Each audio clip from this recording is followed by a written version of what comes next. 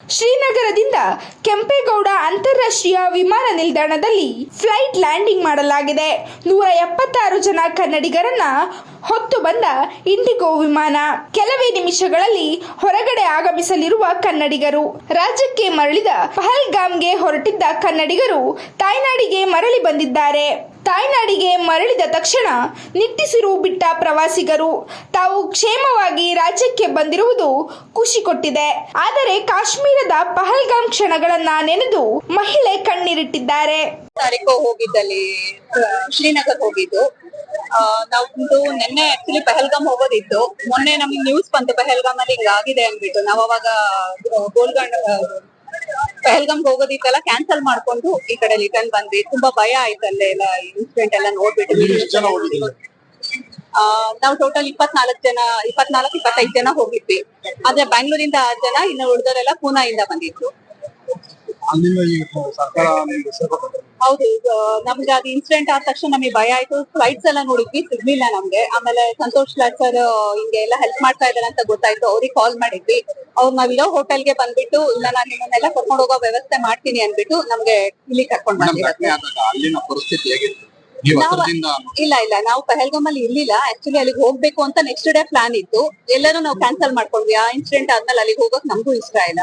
But ನಾನು ಹೇಳೋದು ಇಷ್ಟೇನೆ, ಕಾಶ್ಮೀರ್ ಹೋಗೋದ್ ಬೇಡ. ಅದು ನಮ್ದು ಆಗೋ ತನಕ ನಾವ್ ಅಲ್ಲಿಗೆ ಹೋಗೋದ್ ಬೇಡವೇ ಬೇಡ.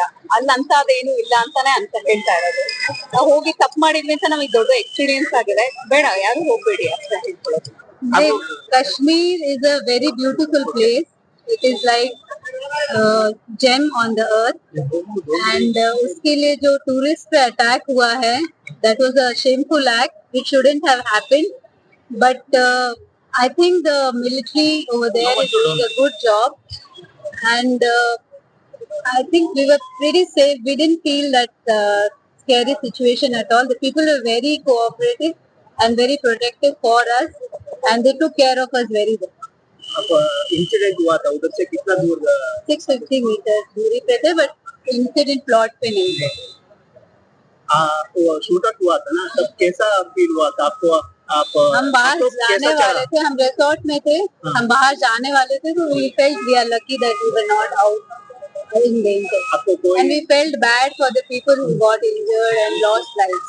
आपके साथ कौन सब सेफ है? 20 members group family, Jain family, Mithalal Bansali and family had gone for a trip for vacation. We had left on April 16th and we landed today. The incident where this happened was Pahalgam, and ಇದು ನಮ್ hotel ಇಂದ ನಾವು ಹೊರಗಡೆ ಹೋಗಿದ್ವಿ site seeing ಗೋಸ್ಕರ. ಅದು 5 kilometres ದೂರ ಇಂದ ಇದು ಆಗಿತ್ತು. ಆಮೇಲೆ ನಾವೆಲ್ಲ ಸೇಫ್ ಆಗಿ ಹೋಟೆಲ್ ಲ್ಯಾಂಡ್ ಆದ್ಮೇಲೆ ನಮ್ಗೆ ಗೊತ್ತಾಯ್ತು ಇದಾಗಿದೆ. ಅದೇ ಸ್ಪಾಟ್ ಅಲ್ಲಿ ನಾವ್ ಸೇಫ್ ಆಗಿ ಲ್ಯಾಂಡ್ ಆಗಿದೀವಿ. ಎಲ್ಲಾರು ಚೆನ್ನಾಗಿ ಕೋಆಪರೇಟ್ ಮಾಡಿದ್ದಾರೆ. ಆರ್ಮಿ ಅವರು ಚೆನ್ನಾಗಿ ನಮ್ಗೆ ಸಹಾಯ ಮಾಡಿ ಹೆಲ್ಪ್ ಮಾಡಿ ಇಲ್ಲಿ ತನಕ ಬಂದಿದೀವಿ. ಆಮೇಲೆ ನಾವು ಹೀನಾ ಗ್ರೂಪ್ಸ್ ಕಡೆಯಿಂದ ಹೋಗಿದ್ವಿ. ಅವರು ನಮ್ಗೆ ಚೆನ್ನಾಗಿ ಪಹಲ್ಗಾಮ್ ಇಂದ ಶ್ರೀನಗರ್ ತಂದಿ ಏರ್ಪೋರ್ಟ್ ತನಕ ನಮ್ಗೆ ಚೆನ್ನಾಗಿ ಸಹಾಯ ಮಾಡಿದ್ದಾರೆ. ನಾವಿರ್ಲಿಲ್ಲ, ನಾವ್ ಹೋಗ್ತಾ ಇದ್ವಿ. ದೊಡ್ಡ ಗ್ರೂಪ್ ಇತ್ತು, ಒಬ್ರು ಹೋಗೋಣ ಒಬ್ರು ಬೇಡ ಅಂತ ಹೇಳ್ಬಿಟ್ಟು ನಾವೆಲ್ಲಾರು ಒಂದೇ ಕಡೆ ಹೋಗ್ಬಿಟ್ಟು ಆ ಘಟನೆ ಸ್ಥಳಕ್ಕೆ ನಾವು ಅಂದ್ರೆ ನಮ್ಗೆ ಆ ದಿವಸ ಸೈಟ್ ಸೀನ್ಗೆ 3-4 ಸ್ಪಾಟ್ಸ್ ಇತ್ತು. ನಾವು ಬರೀ ಯಾಕಂದ್ರೆ ನಮ್ ಜೊತೆಲಿ ಎಲ್ಡರ್ಸ್ ಇದ್ರು, 6 elders. So we just went to 2 spots and we just came back. ಈಗ ನೀವು ವಾಪಸ್ ಮರಳಿದಿರಿ, ಎಷ್ಟು ಖುಷಿ ಅನಿಸ್ತಾ ಇದೆ? ತುಂಬಾ ಖುಷಿ ಅನಿಸ್ತಾ ಇದೆ. ಆದ್ರೆ ಅಲ್ಲಿ ಆಗಿದ್ದು ಅವ್ರ ಫ್ಯಾಮಿಲಿಗೋಸ್ಕರ ತುಂಬಾ ಸ್ಯಾಡ್ ಆಗ್ತಿದೆ. ಅಲ್ಲಿರ್ತಕ್ಕಂತ ಕರ್ನಾಟಕದ ಎಲ್ಲಾ ಕನ್ನಡಿಗರು ಅವರು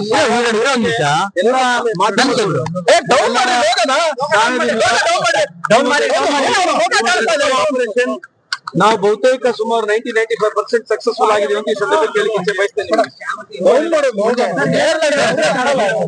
ಈಗ ನಮ್ಮ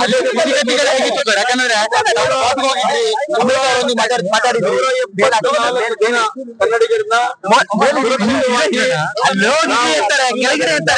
ಕರೆತಂದಿದ್ದೇವೆ. ಇನ್ನ ಕೆಲವರು ಜಮ್ಮುನಲ್ಲಿದ್ದಾರೆ, ಕಟ್ರಾದಲ್ಲಿದ್ದಾರೆ.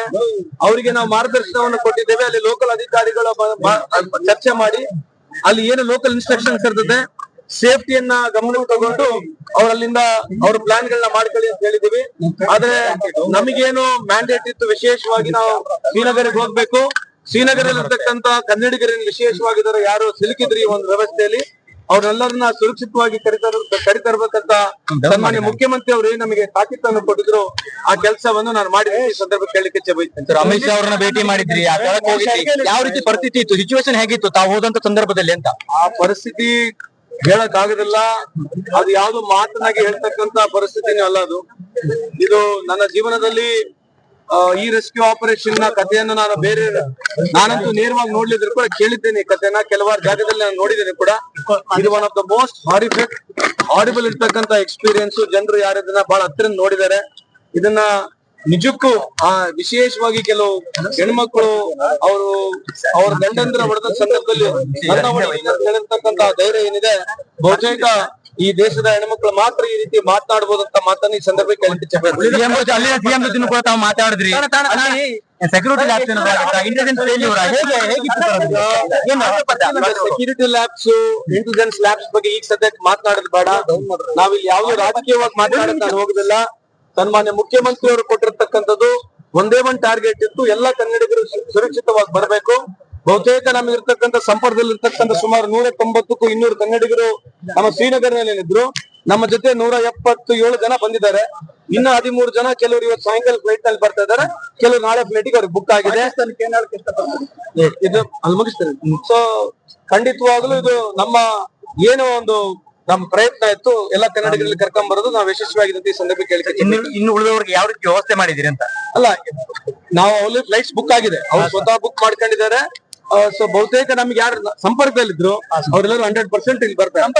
ಬೇರೆ ಯಾರು ಇಲ್ಲ ಸರ್? ಪಾಕಿಸ್ತಾನವ್ರಿಗೆ ಈ ಮೂಲಕ ಏನ್ ಹೇಳಕ್ ಇಷ್ಟಪಡ್ತಾರೆ? ಪಾಕಿಸ್ತಾನ ಅವರಿಗೆ ನಾವು ಇಡೀ ಭಾರತ ದೇಶ ಯಾವ ರೀತಿ ಉತ್ತರ ಕೊಡ್ಬೇಕಂತ ಹೇಳಿ ಕೇಂದ್ರ ಸರ್ಕಾರ ಆಗಿರ್ಲಿ, ಇಡೀ ದೇಶದ ಜನರು ಯಾವ ನಿಟ್ಟಿನಲ್ಲಿ ಯೋಚನೆ ಮಾಡ್ತಿದ್ರೆ ಅಂತ ಇಡೀ ದೇಶಕ್ಕೆ ಗೊತ್ತಾಗಿದೆ. ಅದಕ್ಕೆ ತಕ್ಕವಾದಂತ ರಿಪ್ಲೈ ನಮ್ಮ ಭಾರತ ಸರ್ಕಾರ, ನಮ್ಮ ಭಾರತ ದೇಶ ಕೊಡ್ತಂತ ಈ ಸಂದರ್ಭ ಕೇಳಲಿಕ್ಕೆ ಬಯಸ್ತೇನೆ. ಇನ್ನು ನಿಮ್ಮ ಸಂಪರ್ಕದ ಕನ್ನಡಿಗರು ಇಲ್ಲ, ಬಹಳ ಜನ ಕಮ್ಮಿ ಆಗಿದ್ದಾರೆ, ಬಹುತೇಕ ಕಮ್ಮಿ ಆಗಿದೆ. ನಾವು ಮ್ಯಾಪಿಂಗ್ ಮಾಡಿ ಬಹುತೇಕ ಎಲ್ಲರಿಗೆ ಮಾತನಾಡಿದೀವಿ ಅಂತ ನಾನು ಭಾವಿಸ್ತಾ ಇದ್ದೀನಿ. ಸರ್, ಒಂದಷ್ಟು ಖಾಸಗಿ ಟೂರಿಸ್ಟ್ ಕಡೆಯಿಂದ ಹೋಗಿದ್ರು, ಅವರು ಯಾವ ರೀತಿ ಅವರು ಸಂಪರ್ಕದಲ್ಲಿದ್ದಾರೆ. ಅವ್ರನ್ನೇ ಕರ್ಕೊಂಡ್ ಬಂದಿರತಕ್ಕಂಥದ್ದು. ಕೆಲವರು ಯಾರು 20 ಜನ, 30 ಜನ, 40 ಜನ ಹೋಗಿದ್ರು ಟೂರಿಸ್ಟ್ ಮುಖಾಂತರ. ಅವ್ರನ್ನ ಕುಂದಿರಿಸ್ಕೊಂಡು ಅವ್ರನ್ನ ಮಾತನಾಡಿಸಿ ನಾವೇ ವೈಯಕ್ತಿಕವಾಗಿ ಪ್ರತಿ ಹೋಟೆಲ್ ಹೋಗಿ ನಾವು ಕರ್ಕೊಂಡ್ ಬಂದಿರ್ತಕ್ಕಂಥ.